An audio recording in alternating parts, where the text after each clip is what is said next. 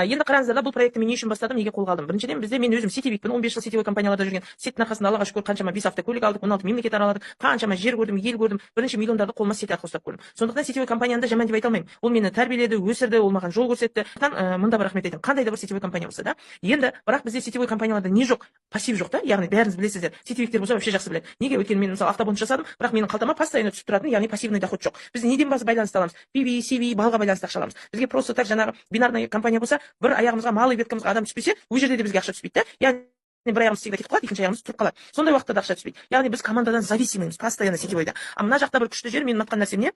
Мен бұл компанияны таңдамас бұрын, мен Қазақстаннан көптеген компаниялар іздегем, бірақ пассивный доходы бар компания іздегем. Сөйтіп СНГ бойынша бірде бір компания жоқ екен, бізде пассив төлейтін, бәрі жаңағыдай PVCV байланысты төлейді. Дым таба алмадым. Сөйтем де Вьетнам мемлекетіне барамын. Вьетнамда 16 күн боламын, 16 күн бойы мен негізі Miracle компаниясының жұмысымен барамын Вьетнамға, бірақ енді Алла бұйыртып осыны маған сол кезде естізген екен да, қазір ойлап отырмын. Сол әңгіменің бәрі босқа айтылмаған екен деп. Қасыма переводчик жалдап аламын да, сонда Вьетнамда сетевой компаниялардың офисіне кіріп соларды зерттей бастаймыз. Сол кезде бір ер азаматтың айтқан әңгімесі бар. Мен айтамын да, у вас какие пассивные доходы есть? У вас что есть деп жаңағы? Ол кісілерден сұраймын ғой. Сол кезде айтқан әңгімесінде ол кісі айтады: вы что ищете, сетевую компанию или пассивный доход дейді да? Мен айтамын, сетевой, но пассивным доходом.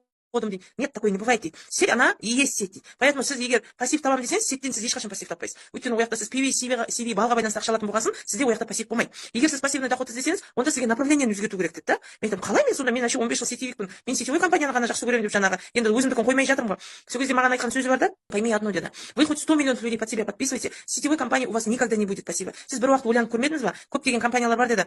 Сол компанияның үлкен статусы, жаңағы бриллиант статусы, жұрттың армандап жүрген, болмаса жаңағы президент статусы да жұрттың армандап жүрген. Сондай статусқа дейін лидерлер жетеді да, бірақ содан кейін басқа компанияға кетіп қалады дейді. Сол кезде сіз сұрақ қоймадыңыз ба өзіңізге дейді да? Ол адамдар сондай қол жетпей жүрген адамдардың статусына жетіп, неге басқа компанияға кетіп қалады? Өйткені ол жерде оларда пассив жоқ, олар зависимый ақша алып жатады да. Яғни погон бар, статус бар, бірақ қалтасында ақшасы аз деді.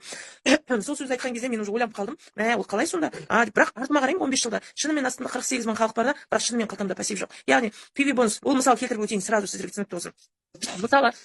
Мысалы 3 мың теңгеге шампунь или порошок алдық да, мысалы бір какой-то компания сетевой, бірақ оның PV 0,10 PV болады, өздеріңіз бәріңіз білесіздер да. Яғни біз неден ақшаны аламыз? Біз 3 мың теңгенің товарооборотынан төленбейді, ол бізге айлық. Бізге 0,10 PV-дан төленеді. Ол дегеніміз уже бізге копейка түседі. Енді ойлай беріңіз, сіздің командаңыз кетті, жаңағы 1 миллион порошок сатты бір айда да, бір айда. Сіз сол 0,10 PV-ді 1 миллионға көбейтсеңіз, аржағында қанша шығады? 120 PV ма қанша? Соның ғана сіз товарооборотын аласыз да. Сонда не үшін бізде ақша азаяды? Бұл жерде содан түсінікті болып жатыр. Мен сіздерге түсінікті болсын деп айтып жатырмын, мысал келтіріп. Сол сияқты соны айтқан мен ойланып қалдым. Шынымен 15 жыл сетте келе жатырмын ғой, бірақ дым істемей, дым қозғалмай қалтамда шынымен ақша жоқ деген сияқты. Сонда айтамын, а чем теперь занимаетесь вы? Чем заниматься надо? И ол кісі айтады, а почему маркетплейс не выбираете? Почему маркетплейсом не занимаетесь дейді маған.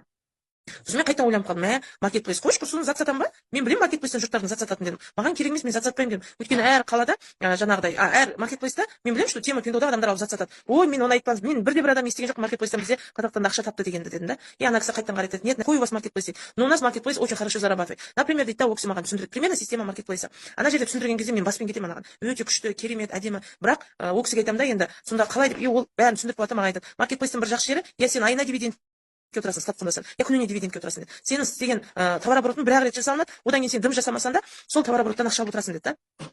Вот міне осы пассив деді. Сол кезде маған қатты ұнайды. Мен қызығып кетемін, айтамын, хорошо, мені тіркенші деймін. Мен Қазақстанға бұл проектті апара аламын ба? Мені тіркенші деймін. Сол кезде күліп айтады да ол кісі, дәл түсінбегенсіз дейді, мен сізді тіркей алмаймын. Өйткені бізде подписка 2 жыл бұрын тоқтап қалған деді. Мен қазір сізді 100 мың доллар берсеңіз де тіркей алмаймын деді да. Деп ойланып қалдым. И қазір қарап отырсақ, біз дәл сол системадамыз. И мен сол әңгімеден кейін келемін да не істеймін, маркетплейс іздеймін. Уже бәрін сатпаймын, сетке вообще бармаймын деп өзіме сөз беріп, сөйтемін да чисто маркетплейс іздеуге шығамын. Маркетплейсті іздеп, маркетплейс жан-жаққа барып жүрген кезімде бір жаңағы бірінші жұмыс неге барамын? Тема пиндодан офисіне хабарласамын. Мен осылай сіздерге партнер болғым келеді, мен дивиденд алғым келеді, маған орын беріңіздер деймін. 10 мың адам сен 10 мың адам жеп беремін. Главное, маған орын беріңіздер, мен дивиденд аламын деп. Ана кісілер маған қарайды, күледі, өй сіз деген дұрыс түсінбегенсіз, қайықтың дивиденді бізде ондай жоқ. Сізге, наверное, ПВЗ ашсыз деген ғой, пункт выдачи товара. Сіз дұрыс түсінбегенсіз дейді. Мен айтамын, жоқ, мен дұрыс түсіндім. Просто сіздердің білмейсіздер дедім. Сөйтемін де Валбарсқа хабарласамын. Ол да айтады, 3 миллион 700 ба, сондай деп айтты, 3 миллион 200 деді ма, 3 миллион 700 деген сияқты. 3 миллион 700-ге товар аласыз, өзіңізге пункт выдачи ашасыз, соған заттарыңызды қойып қоясыз, сол арқылы біз сізбен процентный ставка төлеп отырамыз деді. Мен айттым, жоқ, мен товар сатпаймын дедім. Мен 15 жыл сетевойда товар сатып көрмеген адам, ешқандай товарды рекламировать етпеген адам, мен товар сата алмаймын дедім.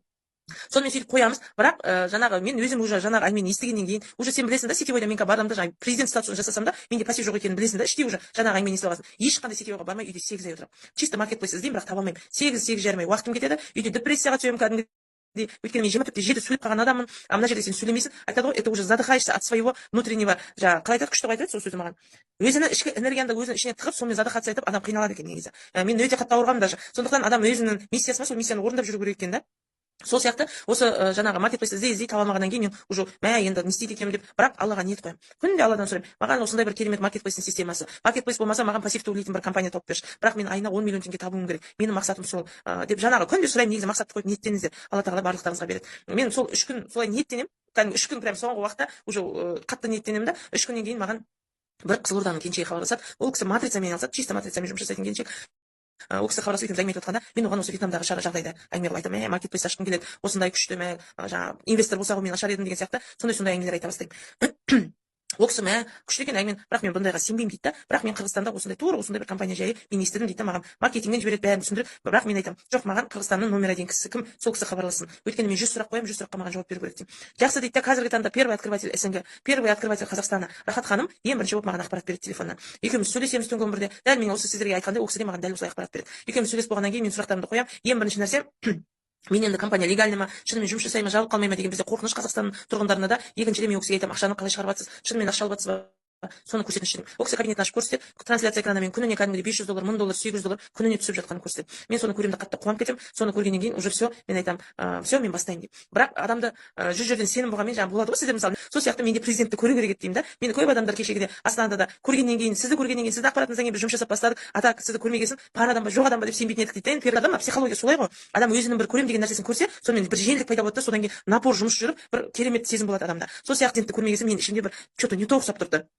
Сонымен таң атпай тұрып аламын да, бірден неге Қырғызстанға ұшып барамын. Қырғызстанға барып ең бірінші офисті көремін. Қырғызстанда мен барғанда компания жұмыс жасап тұрғанда 1 жыл болған екен, 13 акционері бар екен. 13 акционер барлығы үлкен кісілер, пенсия жасындағы. Сол кісілермен танысам, кабинеттерін қараймын. Кабинеттерін көргенде күніне шынымен $80, $100, $150 күніне ақша түсіп тұр екен. $200, $500 түсіп тұрған кісілер бар. Соны көремін да, мынау не деген керемет деп. И содан кейін айтамын, енді мені президентпен таныстырыңыздар деп. Сөйтіп отқанда президентпен танысып, ол кісімен бүкіл ақпаратпен бөлісемін. Мен сұраймын да, Қырғызстан 2 сағаттық жер. Бір ғана түсінбейтін затым, неге Қырғызстанда бұл проектте акционер жоқ? Неге Қазақстанда, неге Қырғызстанда 13 акционер бар, Қазақстанда біреу жоқ? Қалай бұл проект біздің Қазақстан жұмыс жасамаған деп. Енді мен өзім жаңа Вьетнамнан естіп алғансым, маған бұл жұмыс таныс болып тұр да. Мен қазір түсініп жатырмын, что қазір көп сетевиктер, оказывается, бұл жұмыстың программасын түсінбеген екен. Сөйткен кезімде президент айтады, жоқ, мен тіркелген адамдар бар, Қазақстаннан тіркелген адамдар бар, почти 300-ден артық адам Қазақстанда тіркеліп кеткен дейді. Бірақ результат жоқ дейді да. Сонымен зерттей бастадым, неге результат жоқ? Артынан біліп алдым енді. Қазіргі таңда оны артынан да айта жатамыз. Енді қараңыздар да, бұл жерде маған не ұнайды? Біріншіден сіз тіркелдіңіз, сіз ешқандай ақшаны воздухқа жіберген жоқсыз. Яғни продукцияны алдыңыз, подарок алдыңыз. Екіншіден сіз тіркелген кезде партнерларға арнайы преимущество, бұл преимущество оптовика дейміз ғой, сондай преимуществоңыз бар. Яғни сіз оны алдағы уақытта пайдаланасыз. Магазин ашасыз ба, алып зат сатасыз ба, алып сатар боласыз ба, ол өзіңіздің праваңыз да.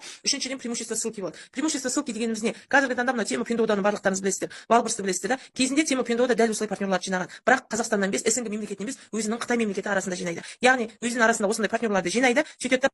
Проект жұмыс жасап жүріп кеткеннен кейін, бір жыл 8 айдан кейін ол кісілер келіп ссылка тарата бастайды. Ссылканы қайда таратады? Бүкіл Қытай азаматтары біздің СНГ мемлекетіне таратады. Яғни өздеріңіз білесіздер ме, естеріңізде болса, Тема Пендоудан ешкім келіп бізге әкелген жоқ, қазақ әкелген жоқ. Оның барлығын біз қайдан алдық? Инстаграм, TikTok, Facebook, Telegram. Соның ішінен көрдік та, магазинді аштық та, мынаның ішінде не деген арзан зат, Қытаймен тікелей жұмыс екен дедік та, барлығымыз заказ бере бастадық. Заказ бергенімізбен қоймай не істейміз? Ана ссылканы біріміз таратамыз. Оны таратамыз деп таратпаймыз. Оны неге таратамыз? Өйткені ол жақта естеріңізде болса, тоже 3-4 зат алсаңыз, бір затты бөліп шығарады да, постельный бельон, например, да. Айтады, мына постельный бельон тегін аласың, егер сен осы ссылканы 10 адамға таратсаң дейді. Біз не істейміз? Ссылканы тарата бастаймыз, чтобы жаңағы постельный бельон тегін алу үшін. Соны мен қазір күліп айтамын ғой, сонда біз дым білмегенбіз, ана зат алғанға мәз болып жүрміз. Оказывается, сол ссылканың егесі Қытайда отырып алып, диванда жатып, рахаттанып күніне 5 миллион теңге, 10 миллион теңге күніне табады екен да. Дәл сол сияқты, дәл сондай программа бізде де бар. Яғни сіздер де ертең жаңағы үшінші преимуществоңыз раздача ссылки дейміз ғой. Сіздер де ссылка тарата аласыздар. Ссылка тарата отырып, сіздер де жаңағыдай үйде 5 мың теңге болсын, 100 мың теңге болсын, 500 мың теңге болсын, Алла қаласа ссылкаларыңызға ақша табатын боласыздар. Бұл да үлкен мүмкіндік. Ал енді сіз командамен 50 миллион теңге товарооборот беріп, бір аяғыңыздан 25 миллион, екінші аяғыңыздан 25 миллион товарооборот беріп, акционер жабатын болсаңыз,